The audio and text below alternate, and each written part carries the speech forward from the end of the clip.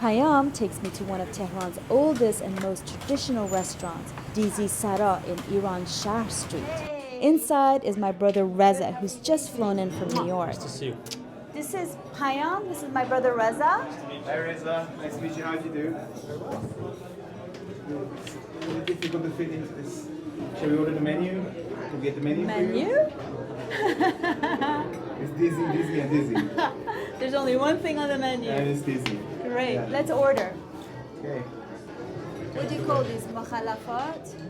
The little sabzi khordan. Salad Shirazi, which I'm sure you... Yeah. Lovely. The onion, cucumber, dried mint, and tomato salad. Lite, torshi. Lite, torshi, lite. Wow, whoopee! That stack of sangak bread. I love Sangay, yeah. Well, it's hot. What's the hamburger Please. for, by the way? This is it pounds the meat Yeah. to get that really. Oh, you see, remember Grandma used to make Ab Gousht? I think she pounded it before. Yeah, no, yeah, well, she did, but she made it in a pressure cooker, and Oh, with yeah. a couple of ingredients, with like 4 or 5 ingredients, you got fantastic. Here I'm going to split the dish into two by separating the juices from the meats and the pulses, and I use the bread to kind of stop all the pieces from getting out and slowly pouring it in. Okay. Very clever. And the same piece of bread, I just, as we all do, of course, this is Tile. tili. Tilit. Tilit. Not tile. Now, this will soak up a lot of the juices. And you did get a little spot on your shirt. Well, this is one of the dangers of Abush. Coming to a Dizi Sarah with a white shirt, I deserve it. Hey, smells so good. Tomatoes, saffron, Omani lime, Amani lime, that's wonderful. Adds so limo much amani. flavor. Okay, what do we do next? So Just now you pound have it to ourselves? Pound it. Some people pour it out. I just do it in here. It's much cleaner. Nice little bite for my brother. So doesn't it look like rillette? Yes, I- It does look like rillette. And some torshi.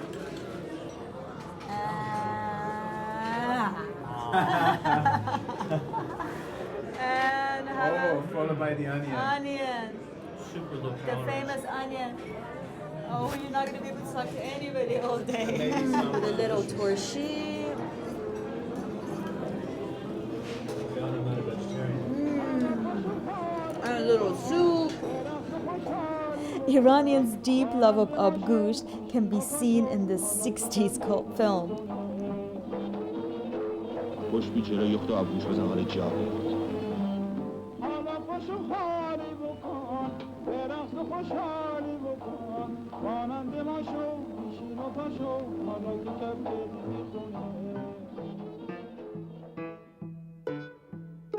I loved watching my grandmother make Ab Gousht. She would put all the ingredients together in a pot with her little hands and let it cook all by itself, and magically a few hours later we'd have a feast together. My version of this humble yet delicious dish uses duck breasts, which elevates this to a whole new level. Place the 2 duck breasts in a cast iron pan. Fill the pan halfway with water. Turn up the heat and let it bubble away for about 10 minutes while you skim any impurities from the top. This is a good thing to do when making any soup with meat or chicken. Fill up the pot with more water. Add some white beans and chickpeas, which have both been soaked overnight, some onions, skinned and quartered tomatoes. I love to add some tomato puree for depth and turmeric to mask the smell of duck. After about 30 minutes, I'm going to add my limu amani or dried limes and then cover it and let it cook slowly for about 2 hours. Add your potatoes and let those cook for about 20 minutes. Not more, otherwise they will fall apart. Add your salt at the very end. If you put salt at the beginning, your beans will stay hard. Take a generous pinch of saffron to make your saffron water. Pound the strands into a powder. A good little trick is to add a tiny bit of sugar so you can get an even finer powder. This is to release the maximum flavor and aroma, like when you cut a vanilla bean in half. Add some hot water and stir, and add to your stew. A little black pepper, and your Ab Gousht is ready. Now I reserve a bit of whatever is inside, some potatoes, some beans, and Omani lime, which I will put back into the broth later. The rest of the Ab Gousht I strain straight out through a fine mesh, reserving the golden liquid for the soup later.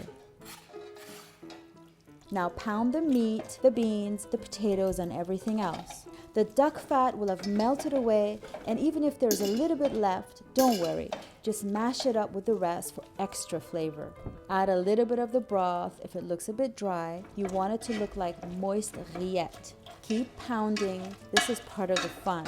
Unfortunately, you can't use a food processor here because you need the texture. Just check for seasoning at the end. Some lemony saffron broth, a bite of my duck Ab Gousht, served with some pickles and onions.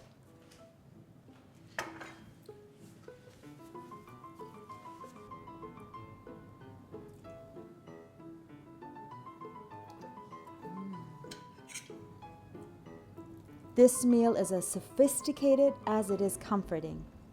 Washed down with some fizzy, minty yogurt.